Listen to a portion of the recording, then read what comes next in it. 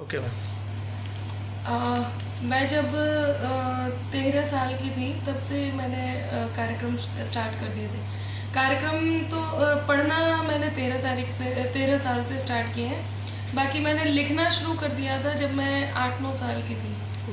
खुद ही लिखती हूँ, खुद ही मैं अपना पढ़ती हूँ। मेरे साथ ऐसा बिल्कुल भी नहीं है कि मतलब अपना काम ऐसे चल रहा है कि यहाँ से लिया वहाँ से, ऐसा कुछ भी नहीं है। कभी भी लिखती हूँ, खूब लिखती हूँ, जी भर के लिखती हूँ, रोज़ लिखती हूँ। अच्छा, ये किसी से प्रेरणा मिला कि आप अपने से आपके अंदर? देखिए, ऐसा मैंने सुना था कि मेरे दादाजी कवि थे, पर मुझे उनकी कोई भी किताब या कुछ भी ऐसा लिखा हुआ नहीं मिला। पर सुना इसलिए था क्योंकि जब मैं थोड़ी सी बड़ी हुई तो तब तक दादाजी गुजर गए थे। तो बस कहते हैं कि उनका जो डीएनए है वो उनके जो गुण हैं वो मेरे अंदर आए हैं। हाँ, बाकी मैंने कभी ना उनकी कोई कविता सुनी, बिकॉज वो सिर्फ बोलते थे, लिखा हुआ उनका कुछ भी नहीं। तो इसमें परिवार का कितना सपोर्ट है, फैमिली सपोर्ट? ये देखिए, मैं बताऊं, मैं जैसे कि जैन हूँ। जैन पूरे हिंदुस्तान में जैन कवित्री एक ही है, ऐसा सब लोग जानते हैं। मीन्स मंच पर और इस हाइट पर जिस पर मैं हूँ, एक ही कवित्री हूँ। मेरी फैमिली ने, मैं बुंदेलखंड से हूँ, ललितपुर से, झांसी के पास एक जगह है ललितपुर बुंदेलखंड। जैनियों का सबसे बड़ा हुजूम है दिगंबर जैन समाज का, तो मैं वहाँ से हूँ। अब वहाँ पे मेरे पापा मम्मी ने बहुत सपोर्ट किया मुझे, सबसे ज़्यादा सपोर्ट किया। जो करना है, जहाँ जाना है, जैसा प्रोग्राम करना है करो। और सपोर्ट इसलिए भी किया क्योंकि मेरे प्रोग्राम्स जो शुरू हुए वो जैन प्रोग्राम से शुरू हुए। धीरे धीरे मैं नॉन जैन प्रोग्राम भी करने लग गई। अब यहाँ पे मुझे बहुत सपोर्ट मिला, मेरे समाज ने भी बहुत सपोर्ट किया। मुझे लगा कि शादी के बाद पता नहीं ऐसा ना हो कि अब फैमिली सपोर्ट ना करे। लकीली जितना मेरे पापा मम्मी ने किया उससे डबल ही होगा जो मेरे सास ससुर ने मुझे सपोर्ट किया। मतलब शादी के बाद आपको ऐसी कोई दिक्कत नहीं है? बिल्कुल भी नहीं, बल्कि मैंने अपना मन बना लिया था। हाँ। मैंने सोच लिया था, मैंने कहा कि अब ऐसा है कि शादी हो जाएगी तो हस्बैंड ने मना कर देना है या फैमिली को मना करना है, तो मुझे मान जाना है अपना। कभी ऐसा एक मोमेंट आया कि जब आपको किसी प्रकार शादी के बाद ऐसा कोई दिक्कत तो नहीं हुआ? हाँ, मुझे दिक्कत हुई, मुझे प्रोग्राम करने में दिक्कत हुई। एक्चुअली बच्चे हुए, माँ तो माँ ही होती है, मैं कवित्री से ज़्यादा ममता को फील कर रही थी। मैं बहुत रोई कि अब मैं नहीं जाऊँगी प्रोग्राम में, मुझे बस मना करो। लेकिन मेरे सास ससुर ने विश्वास दिलाया और सबसे ज़्यादा सपोर्ट सौरभ जी ने किया, जो देश के विख्यात संचालक और बहुत अच्छे ओज के कवि हैं। उन्होंने ज़बरदस्ती कि नहीं, तुझे अपनी ये खुशी नहीं छोड़नी है। मैं समझ रहा हूँ कि फॉर द टाइम बिंग बच्चों को संभालना इट्स ओके, लेकिन ये काम भी करना है, ये तो तुम्हें ज़रूर करना है। तो हमारे यहाँ थोड़ा उल्टा रहा। ऐसा कभी नहीं हुआ कि मैं करना चाह रही हूँ और मुझे कोई मना कर रहा है, ऐसा कभी नहीं हुआ। जैसे ये आपका जो सरनेम है, इसका कहीं संबोधन मिला कि हमारे दिगंबर जैन समाज के गुरुजी हैं आचार्य श्री विद्यासागर जी महाराज जी, तो उनके संघ के 3 महाराज जी ललितपुर में आए हुए थे। चातुर्मास चल रहा था। सुधा सागर जी, गंभीर सागर जी और धैर्य सागर जी। उन्हीं दिनों मेरा ये नाम दिया गया क्योंकि मैं अपने उस ग्रुप में जो शास्त्र सभा लगती थी और जो पाठशाला लगती थी उसमें सबसे ब्रिलियंट थी और कविताएं तुकबंदी करते रहती थी। तो उन लोगों को ये लगा कि ये तो बहुत बढ़िया है, तो ये अंबर तक जाएगी। तो उन्होंने अनामिका जैन तो में थी, अंबर नाम और रख दिया। और अच्छा, उसी नाम से आप, हाँ, उसी नाम आगे कि आज आप लोगों के। अच्छा, ऐसा कोई कवि जो आपका आइडल हो? मेरा वैसे तो कोई भी कवि बिल्कुल भी आइडल नहीं है। Oh my God. इंसान आइडल है और वो सौरभ सुमन है।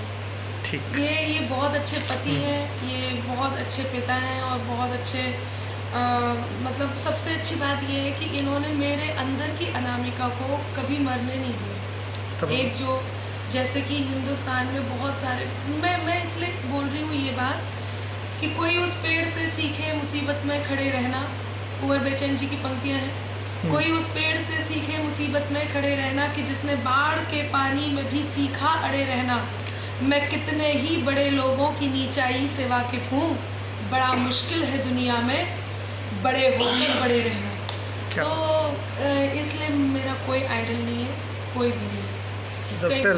सेल्फ अपने आप को तो 15-20 अब आपको मैं बताऊँ, अभी मार्च में मेरे 31 दिन में, 1 महीने के 22 दिन में मेरे 22 प्रोग्राम थे और 22 दिन थे। प्रोग्राम तो 26-27 होंगे क्योंकि एक दिन में 2-3 भी थे। ऐसे में मुझे ज़्यादातर बाहर ही रहना पड़ा, बच्चे छोटे हैं। तो ये जो एक पीड़ा है, होम सिकनेस जो फील होने लग जाती है, वो मुझे इसलिए ज़्यादा होती है क्योंकि कवियों के साथ एक अच्छी बात ये होती है कि चलो बच्चों के पास माँ है, मम्मा है, देख रही है। लेकिन हम लोगों को ये लगता है कि अब पापा भी बाहर हैं और बच्चों को अकेले छोड़ करके करना है, तो एक कष्ट ये होता है। दूसरा, मंचों पे देखिए, माने या नहीं माने, कितना ही समाज आगे बढ़ जाए, आधुनिक हो जाए, लेकिन देश पुरुष प्रधान था, पुरुष प्रधान ही है। हाँ, कुछ चेंजेस आए हैं, हम लोगों की बातों से कुछ चेंजेस आए हैं, लोग सम्मान देने लग गए, लेकिन अभी वो पूरी तरह से नहीं आया। तो कई जगह ऐसा फील होता है कि हाँ, हम पुरुष प्रधान देश में रह रहे हैं। अच्छा, आप आज तक की आपकी सिर्फ बेस्ट कविता कौन सी है जिसे आप मतलब पढ़ के ऐसा लगता है कि हाँ ये मेरा सबसे बेस्ट है?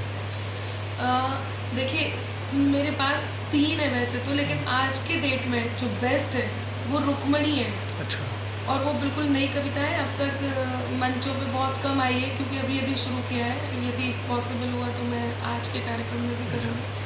तो रुक्मणी कविता ऐसी है जिसे पढ़ के मुझे ऐसे लगता है कि मैंने बेस्ट कुछ पढ़ा। एक्चुअली उसमें मैंने इतिहास को चैलेंज दिया है जी। उसमें श्री कृष्ण से रुक्मणी जब संवाद करती हैं जी, तो उन्होंने श्री कृष्ण को चैलेंज किया है। एक पत्नी ने अपने पति को चैलेंज किया है और बाई चांस वो पति भगवान है, ठीक है।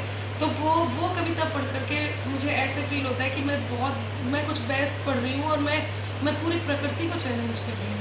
तब उसको पढ़ने के बाद आपको लगता है कि यस ये मेरा बेस्ट है, कहीं कम। जैसे हालांकि वैसे शहीद की कविता है जिसने मुझे पहचान दी। मैं जहाँ अनामिका को जाना जाता है वहाँ शहीद अपने आप ही लोग जानने लगते हैं। और दामिनी कविता है जिसने मुझे बहुत इज्जत दी और मतलब मैं जब नारियों के बीच में पढ़ती हूँ तो उनके अंदर एकदम खून उतर आता है और वो एकदम फैन हो जाती हूँ। तो लेकिन उसके अलावा उसके बाद भी मुझे रुक्मणी पढ़ के बहुत सेटिस्फेक्शन हुई। जैसे वर्तमान समय में बहुत सारे कवित्रियाँ आ गई हैं, तो आप अपने आप को कैसे अपडेट रखती हैं? नयापन अपडेट? हाँ, देखिए, सबसे अच्छी बात यह है कोई कितना भी आ जाए, कुछ भी हो जाए, होता क्या है, यदि बड़े मुझे स्वीकार नहीं करते और अपनी जगह मुझे नहीं देते तो मैं कैसे जगह लेती। अब मैं उनकी जगह हूँ, जो नए आ रहे हैं उन्हें मुझे स्वीकार करना है। यदि मैं उन्हें स्वीकार करूँगी तो वो कल को मुझे अपने साथ रखेंगे, जैसे कि बड़ों ने मुझे स्वीकार किया तो वो मेरे साथ है। दूसरी बात यह है कि देखिए, ओरिजिनलिटी हमेशा ओरिजिनलिटी रहती है। मैं रोज़ लिखती हूँ, इसलिए 1-2 बार के बाद ऑडियंस को ये पता चल जाता है, आयोजकों को ये पता चल जाता है कि हाँ, best is always best, seniors are always right and original always original. So ये चीज़ है और मैं रोज़ लिखती हूँ, नयापन लाती हूँ। अच्छा, एक बात और मैं शेयर करना चाहूँगी जी। कई बार मुझे ऐसे फील होता है कि होता ही है, इंडस्ट्री में आते हैं तो लोगों के सपने होते हैं मुझे इसकी तरह बनना है, एक फ्रेम वो सेट करते हैं, तो मेरा फ्रेम भी किसी ने सेट किया होता है। कई बार मुझे ऐसे फील होता है मैं मंच पर बैठी हूँ और मेरे सामने ही मेरी कविताएं लोग गा रहे हैं मेरे ही स्टाइल में, तो उस टाइम पे फिर मैं उनको लड़ने के बजाय या उनसे ये कहने के बजाय कि भाई ये सब क्या चल रहा है, आप ये सब नहीं गा सकते, ये मेरा है, मेरे सामने बहुत होता है, बहुत ज़्यादा होता है, स्टाइल तक चोरी होता है। मैं उनको नहीं बोलती, मैं नया स्टाइल क्रिएट करती हूँ, मैं नई कविता क्रिएट करती हूँ एंड उनको एक और चैलेंज देती हूँ कि अब आप ये भी ले करके देखो। सो मुझे दिक्कत नहीं है। तो जैसे नया करने के लिए कुछ आप सोर्सेज होते हैं, कुछ मीडियम होते हैं जो हाँ बिल्कुल, सोचना भी पड़ता है, मेहनत भी करनी होती है। अपने सफ़र में जिस टाइम में मैं सो सकती हूँ या जिस टाइम में सफ़र का आनंद ले सकती हूँ उस टाइम पे मैं कविता लिखते रहती हूँ, उस टाइम पे नए नए विषय लिखते रहती हूँ, नई नई चीज़ें सोचती हूँ और रोज़ नया प्रयोग करती हूँ। मंच पे मैं रोज़ नया प्रयोग करती हूँ, डिमांड पे पुराना सुनाती हूँ, वरना मैं बिल्कुल रोज़ नया प्रयोग करती हूँ। अच्छा, आज भी मैं बहुत सारा ये आपका मतलब फुल टाइम है कि मतलब एज अ पार्ट टाइम कभी इसके अलावा भी कुछ और? हमारे वैसे हम लोगों का स्कूल है, अमेरिकन किड्स आके प्ले स्कूल है, हम लोग वो भी पूरी तन्मयता से देखते हैं और ये भी चलता रहता है। एक्चुअली क्या है कि इसमें मेहनत इसलिए भी कम रहती है कि ये हमारे खून में है। आप मुझे अभी खड़ा कर देंगे, मैं अभी बोलना शुरू कर दूंगी, तो ये अब एक्सपीरियंस मेक्स परफेक्ट। तो एक्सपीरियंस बहुत हो गया, अब वो उतनी तैयारियां नहीं करनी होती, उतनी नर्वसनेस नहीं रहती।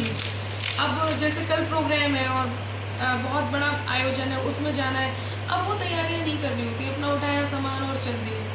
इतना मेंटली इतना बोझ नहीं लेना पड़ता है।